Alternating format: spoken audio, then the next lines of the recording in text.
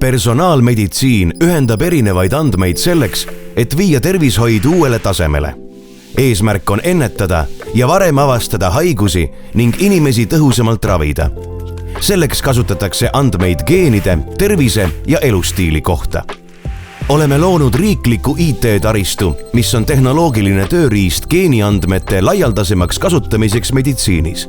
IT-taristus saab geeniandmeid hoiustada, teha teenusteks vajalikke arvutusi ning anda patsiendile ja arstile infot analüüside vastuste kohta. Patsient näeb oma kutseid teenusele, tahteavaldusi ja analüüside tulemusi terviseportaalist. Vajadusel saab küsida nõu perearstilt. Perearst ja pereõde näevad infot oma tarkvarast, teised arstid andmevaaturist.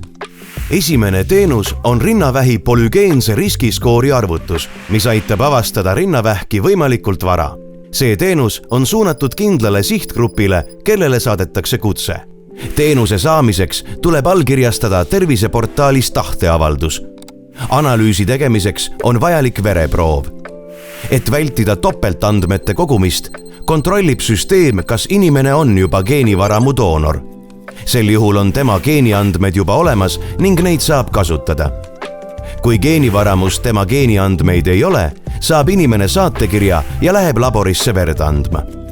Tulevikus saab IT-taristu kaudu pakkuda ka teisi geeniandmetel põhinevaid teenuseid, mis on suunatud tervise hoidmisele ja haiguste ennetamisele, näiteks personaalsed ravimisoovitused. Teenuseid pakutakse kõigile Eesti inimestele, hoolimata sellest, kas inimene on juba geenivaramu geenidoonor või mitte. Taristu loomiseks andsid 4 aasta jooksul panuse ligi 150 erineva valdkonna eksperti. Projekti viis ellu Tervise Arengu Instituut koos Tartu Ülikooli, Tervise ja Heaolu Infosüsteemide Keskuse, Tervisekassa ja Sotsiaalministeeriumiga. Projekti toetas Euroopa Regionaalarengu Fond.